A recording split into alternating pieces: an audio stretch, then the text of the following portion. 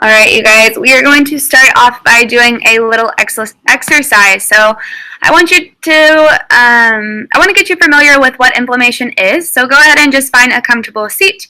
Wherever you are works fine. And then close your eyes. So follow along for this exercise. We're just going to check in with your body. I want you to make note of how your body's feeling. I'm going to talk through some symptoms, and if you've experienced any of these symptoms, or you're currently experiencing any of these symptoms, or within the past week you've felt these symptoms, just make note of that, and then we'll talk about it a little more in depth. So eyes closed, checking in with your body. In the past week, have you felt symptoms of digestive discomfort, like diarrhea, constipation, or bloating? Do you feel pain after eating a certain food or a certain food group? When was your last bowel movement? Did you have a bowel movement today? Did you have one yesterday? Is it regular or irregular? Do you feel fatigued through the day, or do you wake up with energy and then carry that energy through the day? Do you ever experience brain fog, which is the inability to have a sharp memory or your lack of focus? Do you get frequent headaches, or do you have skin problems like rashes, acne, eczema, or rosacea? Do you have arthritis, maybe diagnosed or just self-diagnosed, or pain in your joints? Does your body frequently feel achy? So all those things we kind of talked through are symptoms of inflammation. You may have experienced one of them, you may have experienced most of them, you may experience them on the daily or just on occasion, but these are symptoms of inflammation, and your body is alerting you that it has inflammation. So there's different types of inflammation. We'll talk through that. But first, I just want to kind of introduce you to me. So many of you probably know me in person as your group exercise instructor or personal trainer. Others of you have had me as a health coach. But something you may not know about me is that I'm currently studying for my master's in nutrition. I want to become a nutritionist, and I really just want to help people heal their bodies through food. I feel like there's so much to learn, and I'm still learning. I hope I'm constantly learning, but I do feel like in my own life, this is something that I live out. So you've heard, can't just talk the talk, you have to walk the walk. I really feel like this is something that I live out in my own life, just having a balanced lifestyle. And I think I want to help people understand that being healthy, it doesn't have to be stressful. It is a lifestyle change, and it's something that you have to work towards doing. And then once you figure it out and you figure out a pattern that works for you, it is something that you do every day with ease. And this is something that can include exercise and healthy eating, striving to cook local or find better produce, making time for self-care, and focusing on relationships. And I feel like this is something that I really have strived to do within the past 6 or 7 years, and I want to help other people figure out how they can do that in their own life as well. I love to cook. I cook all the time. I think I cook more than anyone I know, which it takes up a lot of time, but all this stuff on the screen is just stuff that I've made. And something that I wanted to point out is that you'll hear me talk more about it through this webinar, but I really do strive to use whole, real ingredients. And for the majority of that, it is, I say that I eat plant-based. I do eat meat. I'm not vegan or vegetarian, but I do strive to find the majority of my food without being packaged or processed, and try to strive for food without preservatives and additives like hormones or antibiotics. So all this stuff on the screen, just stuff that I've made, but I thought it was kind of good to point out how this really is a lifestyle for me. I do want to preface this with there is not a perfect diet, and that's not what I'm here to tell you. So if that's what you're looking for, that's not what you're going to get in this webinar. If finding a healthy lifestyle and reducing inflammation is something you're interested in, you have to do your own research. You can use a health coach. Brando and I are both health coaches. You can use a nutritionist or a dietitian to help you do that research, but there's no one-size-fits-all.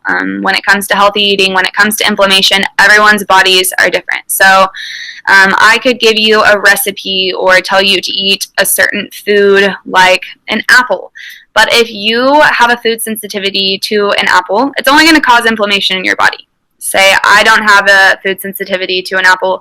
That's not going to cause inflammation in my body, so it's fine for me to eat. But the point is that this is just a general overview of inflammation and foods that have been scientifically shown to decrease inflammation. But if you're sensitive to one of those foods or allergic, this is just, it will cause inflammation in your body. So you have to know this isn't a one-size-fits-all. I'm not giving you a diet. I just wanted to start off with that. But to our topic, what is inflammation? Inflammation is an alert. It is our body telling us that something just isn't right. And the body is so cool. We don't give our bodies near enough credit for what they do for us, but inflammation is our body's first alert to begin healing. Our body responds to irritants or pathogens like bacteria and fungi and viruses. Our body is alerting us that there's some foreign invader within us that isn't right, and it needs to be healed, it needs to be removed, and inflammation is our body's alert. So there's a couple different types of inflammation. The first type of inflammation is acute inflammation, and this is a short-term inflammation. This can be a good thing. It is our body responding to that alert, and it is our immune system firing up, and it allows the body to begin healing. So acute inflammation you can think of after you have a hard workout, maybe you get sore. This is just your body's inflammation response to repair those broken down muscles, broken down tissues that you just worked. If you have a sprained ankle, you'll see inflammation through the redness and swelling. You'll feel pain, and that's just that acute inflammation alerting our body and acting to heal our body. Where inflammation becomes a problem is when we see chronic inflammation. So if you look at the picture on the screen, you'll see all sorts of illnesses and disease, autoimmune diseases, and all of these things we can say they have a one common factor. It is inflammation. And this chronic inflammation, it is not short-term like the acute inflammation. It is a long-term effect in our body. Sometimes there isn't noticeable symptoms of it. And then other times you'll see those symptoms like we talked through in our first exercise at the beginning of this. You'll see some of those symptoms like diarrhea or bloating or skin rashes. There's lots of different symptoms that can pop up with inflammation, but sometimes there won't be any noticeable symptoms. This is often caused by obesity or stress, and this type of inflammation is a common factor in things like autoimmune diseases, diabetes, heart disease, fatty liver disease. So a lot of our illnesses and diseases within that have been studied, they all have shown to have inflammation within the body. A few specific diseases that I've seen with some of my clients or just people that I know, rheumatoid arthritis, pretty common, and this is the chronic inflammation. This is where many of the joints throughout the body are permanently inflamed. So if you've struggled with rheumatoid arthritis, you may be interested to learn more about inflammation. Psoriasis is a skin condition. Or IBS, I know many people who struggle with this, inflammatory bowel disease or Crohn's disease, ulcerative colitis. These are all sorts of inflammation within the body. So it affects a lot of people. It affects everyone differently, but a lot of our illnesses and diseases have inflammation as one of the common causes. Is it all bad? No. Like we talked about, that acute inflammation is sometimes just our body's way of healing. But unfortunately, when inflammation lasts for a long period of time, our immune system can begin to fight against its own cells by mistake. This is what causes that harmful inflammation. So our body begins to break down its own cells. When does it become a problem? So I put this picture up on the screen. We'll kind of talk through it, but inflammation becomes a problem when it starts to affect your gut. So a lot of recent studies, really within the past 10 years, with a lot of my schoolwork, I've been reading studies, and they have to be within the last 10 years to be relevant. But within the past 10 years, we've started to understand that a lot of our immune system lies within the gut. So I don't know if you guys can see my little scroller on the screen, but I want you to think at the bottom of these pictures as your gut, and then this epithelial layer, the blue layer, is kind of the wall, the protective wall of your gut. So down in your gut, you can think that's where a lot of your immune system lies, and we want to keep that as healthy and intact as we can for to prevent inflammation and prevent that chronic illness and disease.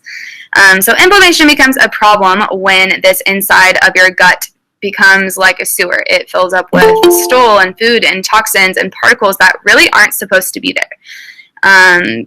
Your immune system starts to break down and attack foreign molecules, and suddenly the immune system begins to get weak, and this causes things like obesity and those chronic illnesses that we've been talking about. So on the left side, you can see that this epithelial layer is intact, and this is really what we want. If you're thinking about a healthy human free of illness and disease with a healthy immune system, this is what their epithelial layer will look like. And the only things that can really pass through this are water and nutrients. So nutrients from food that we want so that our body can have vitamins and minerals and our macronutrients. So water and our nutrients. And then on the right side, you can see there is a gap through this epithelial layer. What we call this is a leaky gut. It literally is leaking. It has a more permeable membrane. So instead of nutrients and H2O coming through to our gut, we now are allowing pathogens like toxins and chemicals and different irritants are now coming into our immune system, and this is really when we start to see inflammation.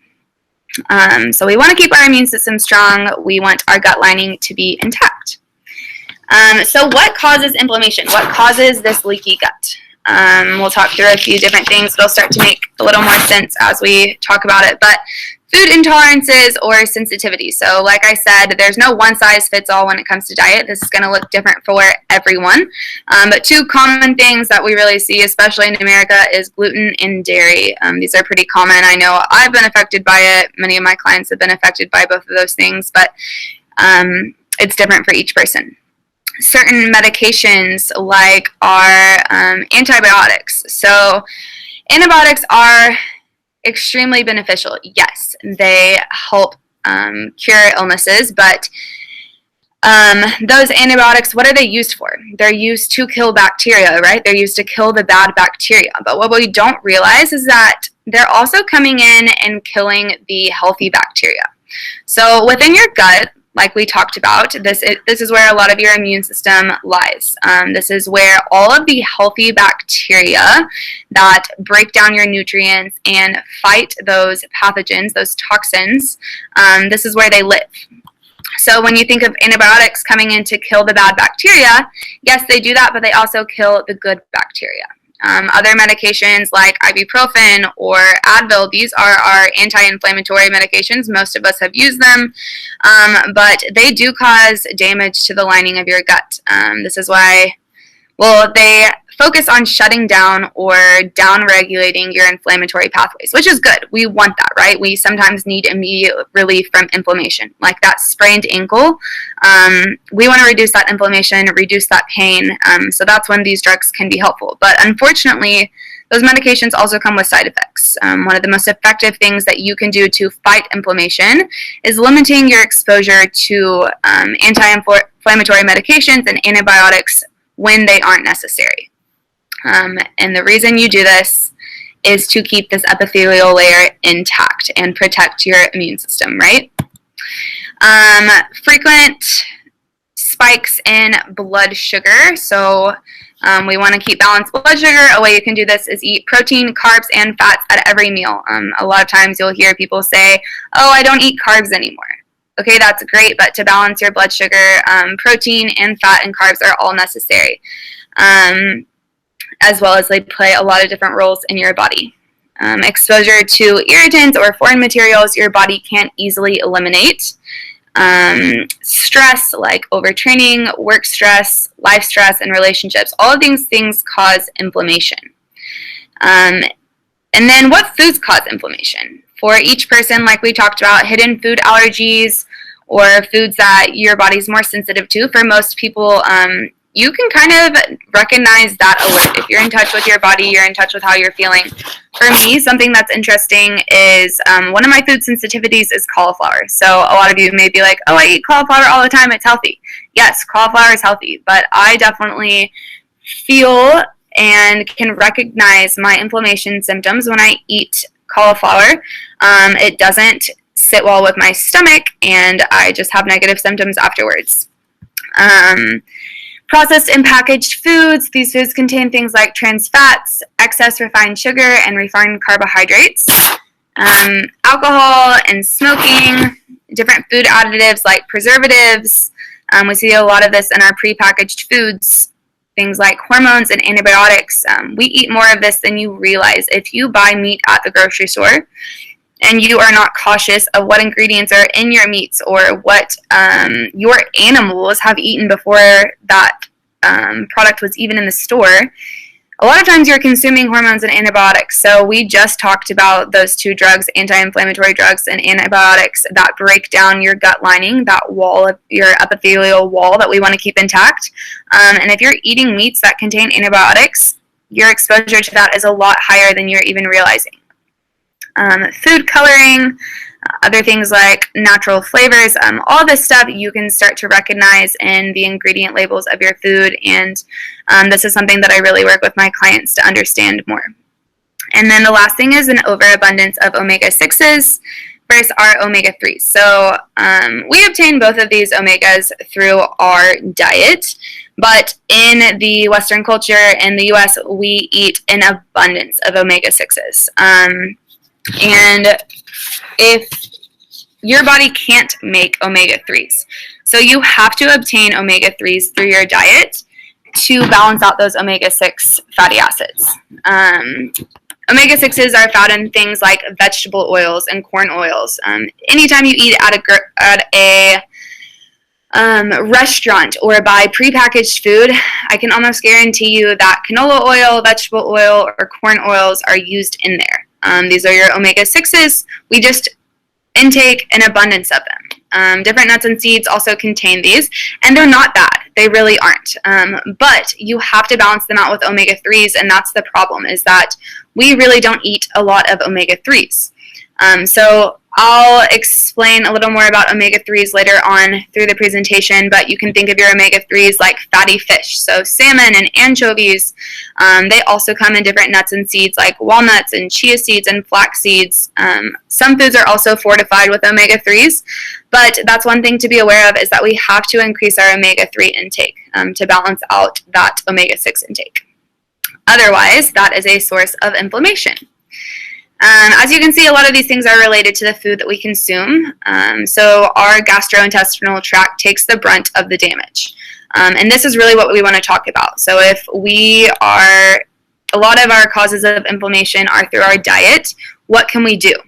How can we stop that? We talked through some of these symptoms, so I won't go back through them, but they're going to be on the slides if you want to read more about it. But we talked through these symptoms kind of at the beginning. But what I want you to understand is how inflammation happens in the body. So I'm going to explain this. It's a little more science behind it. If you're not interested, then we'll wrap it up later. But I think this is pretty important to touch on. So we have our normal cells. These normal cells, intact, pretty looking cell, but this is what fights off illness and disease. The problem is these cells start to break down over time, and what we really want to avoid is the cell on the right side with oxidative stress. You can see that is very broken down, looks aged. It does not look like something that can fight off illness and disease. How does this happen? How do our cells break down like this? Well, free radicals. And we'll talk about what causes these free radicals, but Really, you can think of you have molecules like this hydroxide ion, and each of the electrons have a pair. But when it does not have a pair, like on the bottom, the hydroxyl radical, on the right side, you can see that electron does not have a pair, and this is what we call a free radical. So these free radicals attack our cells, and they cause us to have cells with oxidative stress. These cells with oxidative stress are what makes us more susceptible to illness and disease. So this kind of just shows it goes both ways. Inflammation causes oxidative stress, which causes illness and disease, and vice versa. They're all factors of each other, but what does the data suggest? So what can you do? You can limit your exposure to environmental toxins, things like the cleaners you use in your home, different things like what you put in your body, what ingredients are in your food. You can include more antioxidant-rich foods. So I want you to remember this, antioxidants, that is the key of today. We will come back to that, but if you remember one thing today, it is including more antioxidants. Increase your fiber intake from fruits and vegetables, and be aware of the ingredients in your food. Be aware of preservatives, processing of foods, pesticides, hormones, food coloring, natural flavors, and other additives. So really what we want to think about is primary prevention. Before you get diagnosed with illness or disease, even if you have been diagnosed with illness and disease, what can you do on your own? Nutrition. You can eat more plants, and like I just talked about, antioxidants. That's the key for today. Where do you get antioxidants? It is within plants. So I have a lot of slides that are going to talk about different foods that contain antioxidants, but I just want to show you how this works within the body. So earlier I showed you that pretty cell that fights off inflammation. It fights off chronic illness and disease, and this is our stable molecule. You can see each of these electrons have a pair. But then below that, the red free radical, you can see one of the electrons is no longer paired. This leaves this unstable molecule more susceptible to inflammation, more susceptible to illness and disease. So how can you fix that? How can we make sure that our cells are healthy and intact? Antioxidants. This is really where those unpaired electrons are filled up with antioxidants and create healthy cells. So I thought this picture was pretty good to show you, in basic terms, really the effects that antioxidants can have on your body. There is lots of types of antioxidants within our foods, and really an antioxidant is just, it really is just what repairs your cells and helps us have stable molecules. So on the left side, these endogenous antioxidants, your body creates these. We're not going to think too much about these today. I want you to think about the right side. These are the antioxidants that we do need to obtain from food, and we need to be more cautious to obtain and aware of the foods that we're consuming. Make sure that they are filled up with these antioxidants. Vitamin A, C, E, K, beta-carotene, ubiquinone, and polyphenols. These are all things that we want to consume on a regular basis to make sure that our body is healthy and our cells are healthy without oxidative stress. So vitamin A, the cool thing about the constituents within plants is that the colors of our plants kind of can show us what is in the plant. So this isn't always true. Right here I have red, orange, and yellow listed, and some green, because this isn't always the case, but I like this example because kind of helps you get to know your food a little better. So vitamin A, super beneficial in strengthening our immune system. It's also used for our vision and reproductive cells, and for our cells to communicate with each other. Studies have shown its benefits for skin and hair growth and eyesight, and you can find this in things like sweet potato and carrots and sweet red pepper. You can also find it in liver and salmon. So there's lots of different food sources. I will have that in the notes if you want to reference where you can get vitamin A. But this is one of the antioxidants that's extremely beneficial for our cell health.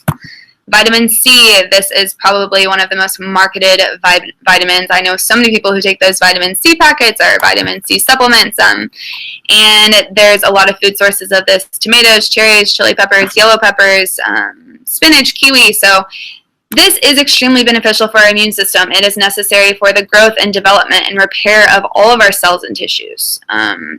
Has so many functions in the body, like the absorption of iron and healing our wounds and maintaining the strength of our cartilage and bones and teeth. So vitamin C is a very important antioxidant to help us have healthy cells. Vitamin E, I like to think of this in relation to fats. So lots of our nuts and avocado and oils. It's a super powerful antioxidant, and it helps reduce our free radical damage. Vitamin K, you can think of this as our green plants. Not all plants that are green contain vitamin K, but for the most part, green foods do contain this fat-soluble vitamin, vitamin K. Lots of our leafy greens and kale and spinach. So I know I'm running through this quick, but it'll make sense in the end because I don't want you to overthink this. Ubiquinine is something that we find especially in organ meats. So I know a lot of you are vegetarian. I don't actually eat organ meats. This is something that I supplement with. I take a vitamin A and I take a liver capsule supplement, but this ubiquinine is definitely found in our organ meats like liver and heart and kidney. If you are from the Indian culture, I've talked to many of you who have told me that you guys do eat bone broth back home, which is breaking down those organ meats. We just don't do that here in America as much, but that's extremely beneficial. And ubiquinine is known for brain health. So you have cells within your brain, right? You need healthy cells. That's what we've been talking about today. What is something that helps these cells within your brain stay strong and stay intact? It is this ubiquinine. So I thought this was a pretty good illustration talking through some of the foods that you can eat and the milligrams of ubiquinine that they contain per serving. We talked about the balance of omega-3s and omega-6s earlier, and ubiquinine contain omega-3s are a type of ubiquinine. So you can find this in fatty fish like salmon and trout and anchovies, as well as your nuts and seeds. I definitely want to encourage everyone here today to include more omega-3s in their diet because your body cannot make these. You have to obtain them through your diet. They're extremely beneficial for your cell health and for autoimmune conditions. Studies who show that those who consume fatty fish are less likely to be depressed or anxious, and they really are one of the most studied foods, food constituents. So we have a lot of research on omega-3s and their benefits for strengthening your immune system and reducing inflammation. The last thing I want to touch on is polyphenols. And y'all, it is as simple as this. Eat more plants, fruits, vegetables, herbs, seasonings, cocoa, beans, nuts, teas, and red wine. These are all sources of polyphenols, and polyphenols are an extremely important antioxidant, which helps you have healthy cells and fight off inflammation or reduce inflammation. One of the most studied polyphenols is anthocyanins, and these you can find in your blue and purple foods. So blueberries are one of the most studied foods. Blackberries, strawberries, raspberries, all the berries can be included in this anthocyanins group. They give plants their colors. They also have a lot of studies that have showed the benefits for anti-inflammatory effects, anti-cancer, neuroprotective, so helping those cells within your brain, cardioprotective, your heart, anti-diabetic, and decreasing blood pressure. So here's a list of those foods. I went through a phase where I made blueberry smoothies nearly every day, and it was because I knew they were full of antioxidants. So include more berries. Herbs and spices. I know we're running quite late on time, so we probably have about 5 more minutes. If you need to hop off, that's okay. I'll send out the slides in this recording. Herbs and spices, if you are from the Indian culture as well, the turmeric is a huge spice that is used in other cultures. not even just in India. I know a lot of other cultures use this, but in America, we really don't. Turmeric is something that I've started incorporating in my diet, and it's also one of the most studied food constituents that contains powerful inflammation-fighting substances. We have a lot of studies that show its inflammation-reducing effects in rheumatoid arthritis. One thing to note with turmeric is that if you pair turmeric with black pepper, your body can absorb the nutrients of that turmeric. It makes the turmeric much more bioavailable. So pair your turmeric with black pepper. Ginger, saffron, garlic, rosemary, all sorts of herbs and spices. Learn to cook with those more. Eat more plants, y'all. Teas are also another type of plant from leaves. Green tea is one of the most studied teas. It has a high polyphenol content. Studies have shown that it does reduce inflammation, and it repairs our cells. Something that is exciting is that chocolate can be an anti-inflammatory food, and no, I'm not talking about your Ghirardelli chocolate. I'm talking about chocolate straight from cacao beans. Cacao is a type of bean, it's a type of plant, and it is full of antioxidants. You do have to seek out good sources of those cacao beans and make sure that the chocolate you're eating isn't full of added sugars and added ingredients. But dark chocolate straight from the cacao bean can be extremely beneficial. I keep a bar of chocolate beside my bed and in my desk at most times. About 85% dark chocolate, that's my favorite, and I make sure that it is sourced from reliable places, doesn't have a lot of added sugar, and I never think of it as bad or that I'm eating too much dessert. I always think of it as something that can help satisfy my sweet tooth, and it also is good for my body. The constituent within dark chocolate that has anti-inflammatory effects are flavonols, and these help keep that endothelial layer intact. So we talked about that blue layer on the picture of our gut earlier. This is what helps keep that wall healthy and intact so that only water and nutrients come into our gut. This picture we already saw earlier, but just what I wanted to recap is that eat more plants. It doesn't have to be harder than that. All of our vitamins and minerals, we can find those within plants. We just have to include more of them to take in those antioxidants and to help reduce inflammation. That being said, that doesn't mean that every sort of plant is going to work for everyone. Some plants may cause inflammation because you may have a food sensitivity or allergy to them. So with that, you'd want to work with a specialist to help you figure out what foods or what sort of plants work best for you. The last thing I want to touch on is dietary fiber. So fiber you can find in your whole grains. You can also find it in your fruits and vegetables. And fiber is extremely beneficial because it is what transports or it moves those nutrients through your body to your colon so that those nutrients can be used. Without fiber, you may not be able to absorb the nutrients and antioxidants that your body needs for your cell health. Fiber is what feeds our healthy gut bacteria to produce butyrate, which is a short-chain fatty acid that protects the gut membrane and protects inflammation. So eating more fiber. So to wrap it up, how do you create an anti-inflammatory lifestyle? Load up on anti-inflammatory foods, all of our plants, our fruits and vegetables. Also eating things like fatty fish. We have to take in omega-3 fatty acids, and you can find those in fish. So trying to include fish if that's something that you eat. Otherwise, chia seeds, flax seeds, supplement with omega-3s.